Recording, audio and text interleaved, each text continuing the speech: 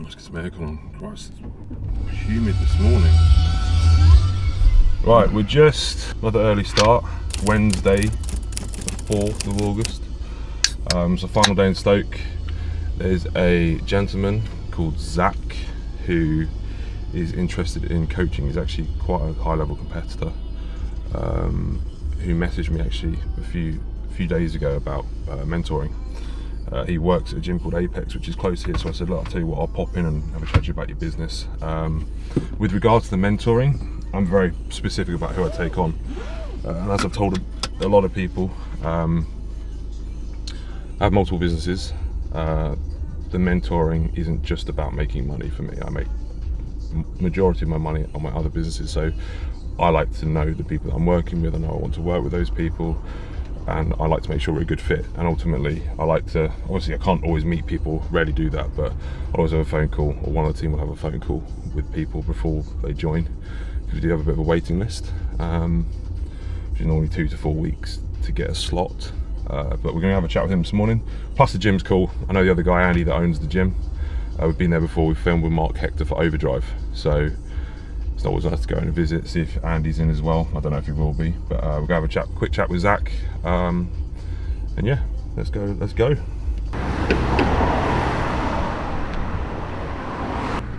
think it was quite new. It's brand spanking. Yeah, it's very new.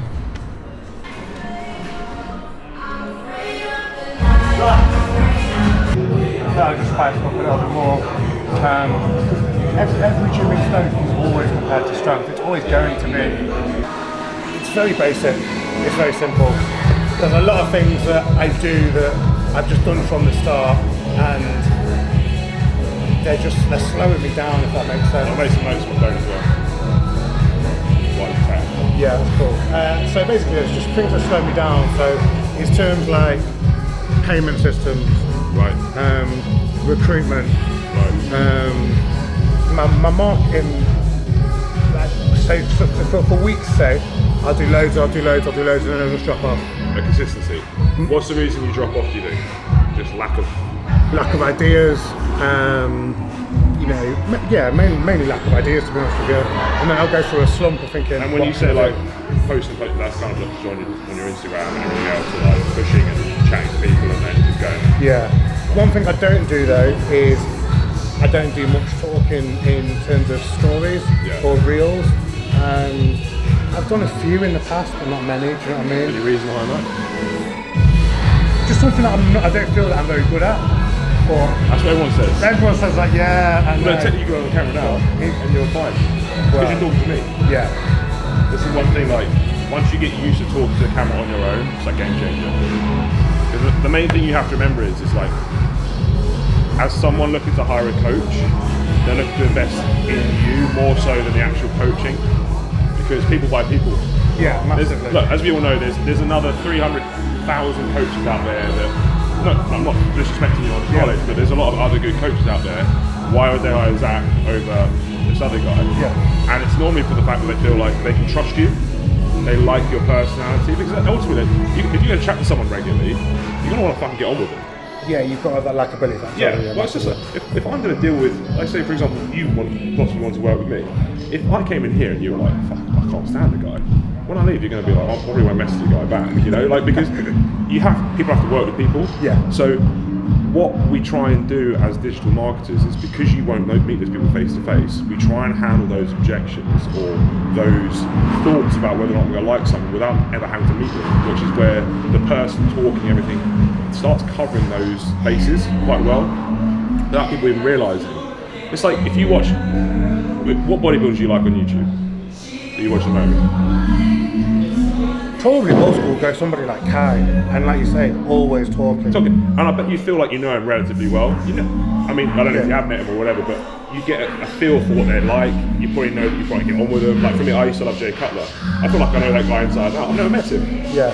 And like you look at new guys now, you've got like Brandon Harbody, you guys got like Regan Grimes, all those guys, Chris Bumstead, they're pushing their YouTube, not so much to push their coaching, but more than anything so people get to know who they are on a personal level.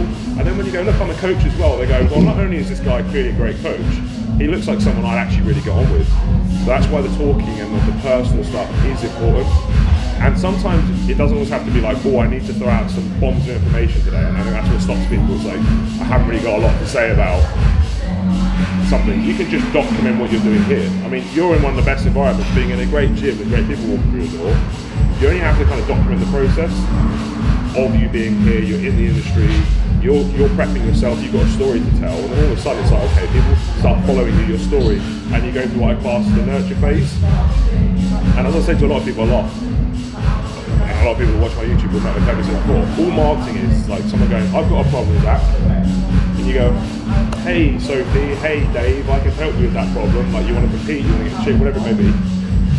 And the marketing side is getting them to trust that you can actually help them, that they want your help. So that's what your content comes into play with, is like, do they actually believe that you can help them with that goal? And if they do believe you, they'll hire you. It's as simple as that. I know I make it sound simple, but that's all sales and marketing is. And like, you've obviously got all the tools needed to do those things. You've got great networks in the industry as well. So for example, like in terms of collaboration, things like that, I'm sure you could, if you push hard to scale. You said you work with Nathan Yashin, like guys, you know all the guys in the industry. You've been around for forever, and I've said I've known you. I've not known you personally, but I've seen you around the industry. So you've got lots of things and things you can pull from that fresh coaches that are coming out the blocks that have been in the industry for 5 minutes don't have. So you're in a great position. And I know we talked before about you not wanting to be massively pushy. You don't need to so much because you've already got a bit of ground, you've got a bit of persona, you're already validated in the sport, you've already stepped on stage at a very high level, you already look great. So there's a lot of there that you can pull from. So in terms of content and you posting, I think that's just a confidence thing and you'll get there. And all of a sudden people will be like, oh, this is fresh. Quite like how that's coming across. The thing is, with them moving over to that, it kind of adds a new dimension to the whole thing then, doesn't it? Well look, the way I look at it is, when you're selling a service, more so than a product, 99 times out of 100, especially when it's a personal service, like whether it be physiotherapy, I don't know, financial consultancy, bodybuilding, coaching, whatever, if someone's thinking about hiring someone for a personal service, they're going to probably want to talk to someone, or either a person doing it or someone in the business before paying for that service. So with that in mind, if you know that 9 out of 10 people that are going to hire you as a coach are probably going to want to talk to you a little bit first, I would. I'd be like, Zach, I'm thinking about competing next year, this is what I'm doing at the moment, what do you reckon? I probably want to talk to you a little bit, fill you out. With that being said, you want to make your social media incentivize conversations with you, because that's where you start getting the leads. Because you're in the DMs, someone's like myself, I might be asking you a few questions here and there about coaching, and then you're like, look, do you know what? Let's have a chat, get on the phone. And then at that point you're like, look, you're in a great spot, I think we can do this, this and this. I'm like, you know what, sign me up. And it's that conversation that leads to that. If you're not posting any content that's actually getting any conversations, the same way in here, if you're in the gym, I bet when you actually go and talk to someone, you can sign up a client like that. If you're not having a conversation with someone, they're not going to come over to you. And that's all you have to think about is, how do I take what I would do in person and try and replicate that as best as I possibly can on a social media platform? And that's what I try and do. And obviously utilising your skills. I mean, you're a likeable guy. Tell straight away, you come across very well on social media. It's just getting that out there, getting the confidence, and also like laying out stuff that you can do, slowly breaking into it. You don't have to go, it's like, I don't expect you to be out there every single day pumping out a shitload of content. Slowly break your way into it, same way you do with training. Just filter through and then obviously work out what's working for you. First and foremost, I mean, I mean, we talked a little bit about it on the phone, but like, to reiterate again, who is it you really want to target? Because for me, that's the target market is the most important thing. Number one, and not being scared to niche down, which I know most people are. So like, look, I can train anyone, kind of, as long as they're paying me, I don't care. And I'm like, that's wrong. Long term, what will happen is that everyone that I deal with from a mentorship perspective, when they have a broad net, they always hit a plateau. They hit a certain number, and they'll struggle to break through it. They'll get random people dropping off, and their content's a bit diluted. Whereas like, you take someone like Jordan Peters, Cuba.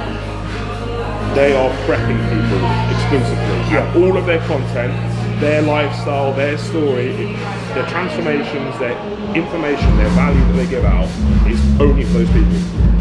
and they build a brand, and then going back to that initial thing I said about, I've got a problem, I want to compete.